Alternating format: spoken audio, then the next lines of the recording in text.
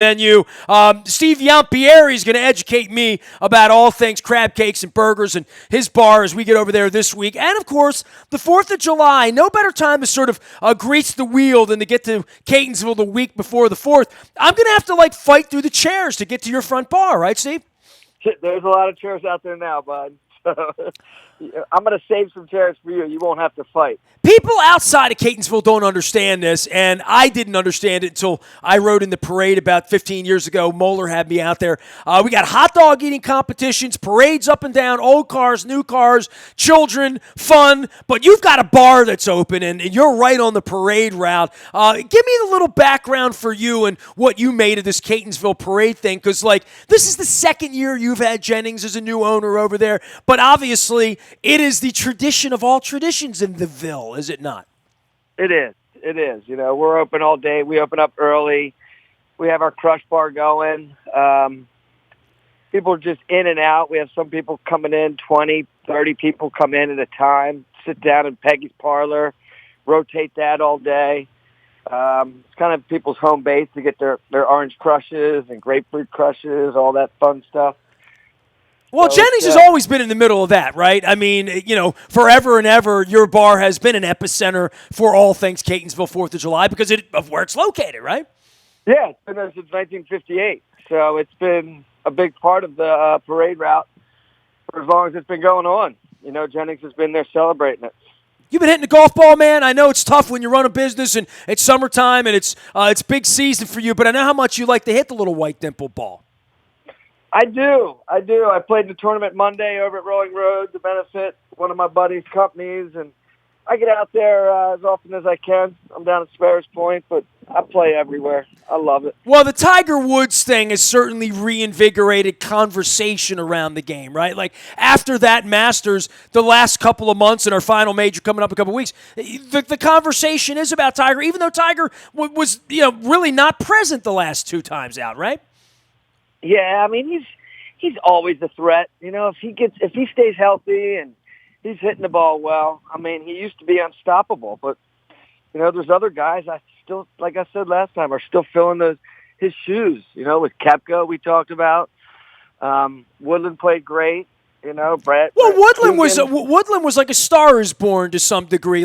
Golfers know who he is. And I said, they're all Tommy Two Shoes until they win a major. Once you win a major, it changes the conversation around you, right? It changed his life. It will change his life forever. Yeah, absolutely. And I mean, he earned that. He played so well that week. Put himself back on the map. Were you one of those guys tweeting around noon or around 5 o'clock that Koepka was going to come back? I mean, watching night golf was also something a little weird. 11 o'clock at night, they're out there in daylight hitting the ball around, right? Yeah, West Coast golf. Well, Pebble Beach is great anytime, right? I mean, that's what you want. You want to take a little primetime Pebble Beach golf. It was a memorable sort of showdown amongst those two guys last week. Oh, it was great. It was a great showdown. I mean, it was all the way to the end. Nobody ran away with it, which was nice. Steve Yampieri joining us here. He is at Jennings. We're going to be at Jennings this week doing all things Baltimore Positive with Nancy Grasmick. And, of course, I will be back at Jennings next week with my wife for the 4th of July because when you're friends with Don Moeller, Steve, where else would you be on the 4th of July? Moeller calls it a high holy holiday in Catonsville. It is a holiday. And now that Governor Hogan gave everybody off Friday, I think it's going to be a really festive week. I think people are going to really take advantage of it. Nowhere else to go. Hey, I know you're doing something exciting there with the craft beer festival as well that I want to promote for everybody because I don't know if you know this, Steve, I like beer. Good. I like beer too. Tell me about your festival, man. We're doing August 18th. We're going to have 16 different craft brewers. We're going to have Kelly Bell. We're going to have an opportunity for local brewers to team up with some of the craft brewers, and we're having a contest where the local guys will be able to win an opportunity to brew a small batch at one of the brewers. And then one of my vendors will buy their beer, and we'll feature their beer on our drafts for a month. pretty cool. You know what? One of the best parts of having local sponsors like yourself on and new friends and stuff is I can go up to your Facebook page and I get a little bit of the wackiness of your sense of humor, above and beyond everything else. But you have the red, white, and blue popsicles that we're all familiar with, and Icy Delight's one of my sponsors. I've gone for the rainbow over there lately as well. And even though the rainbow looked like it was going to be like cherry, lemon, and blue raspberry, it turned out to be like ice cream, cotton candy, and something else. You are working on a patriotic pop rocket punch. We are. Yeah, I mean, you get very creative with these summery, foo-foo, she drinks is what you're doing out there, right? My bartenders are amazing. They take a lot of that initiative. We'll give them, Smirnoff just came out with this patriotic Smirnoff, and I just told one of my bartenders, let's have fun with it, and they ran with it. And, I'm really fortunate when you assemble a good team when people can be super creative like that. I'm going to have this watermelon crush. My wife will probably go for the lemonade crush, but I'm going to try the patriotic pop. I'm going to need an Uber on the 4th of July is what you're telling me, right? We'll Uber you home.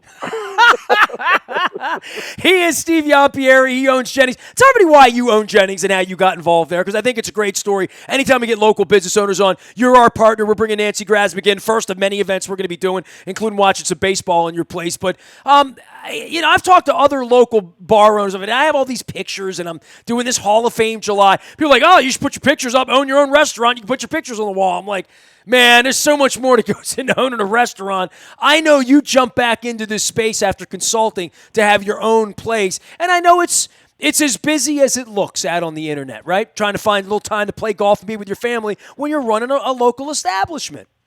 Yeah, it's more than just being able to cook and saying, hey, I want to now open up a restaurant. It's a lot. There's that business aspect of it that people have to understand.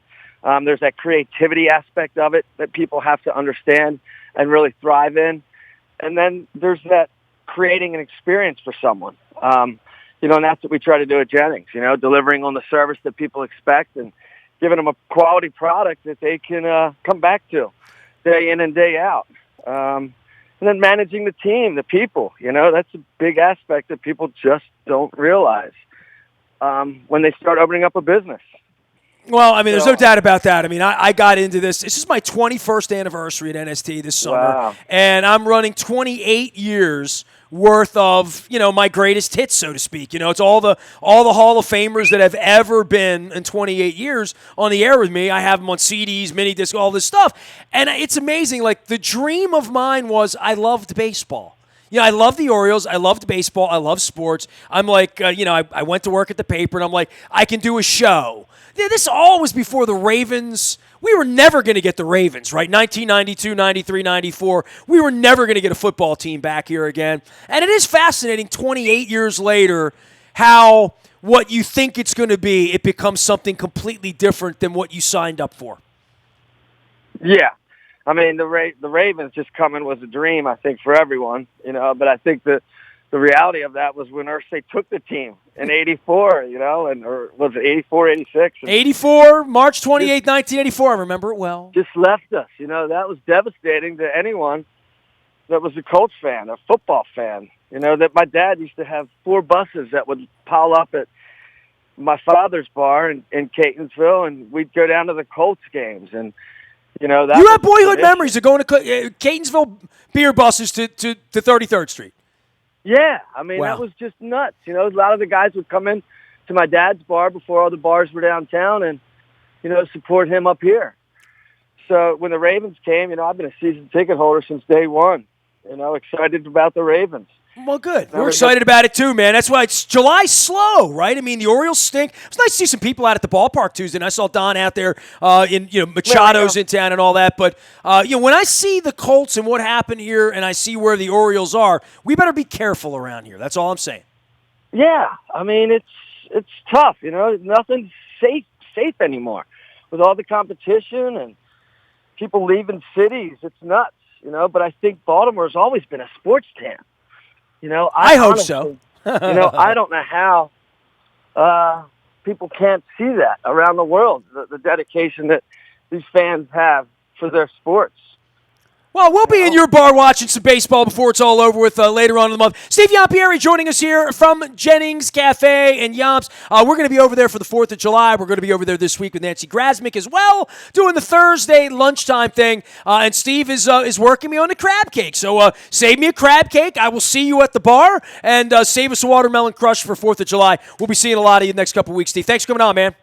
Sounds good. Thanks, Nestor. You got it. Steve Yampieri, Jennings Cafe in the Ville. Don Moeller, our partner on all things Baltimore Positive. Big shout out to our friends at State Fair and Fadley's and all of our Baltimore Positive sponsors as we go into July, Hall of Fame month around here, and we're going to come out of it. I'm using July as a little bit of a kickback to work on my Baltimore Positive crafting and message and curriculum as we get closer into electing new officials here in Baltimore. We'll be talking more about that as well. Nasty at WNST.net finds me. Facebook, Twitter, LinkedIn, Snapchat, Instagram, and all of our Hall of Fame stuff up in the buyatoyota.com audio vault 24 hours a day from anywhere in the world. We are WNST.net, AM 1570 and WNST, Towson, Baltimore, and we never stop talking Baltimore sports.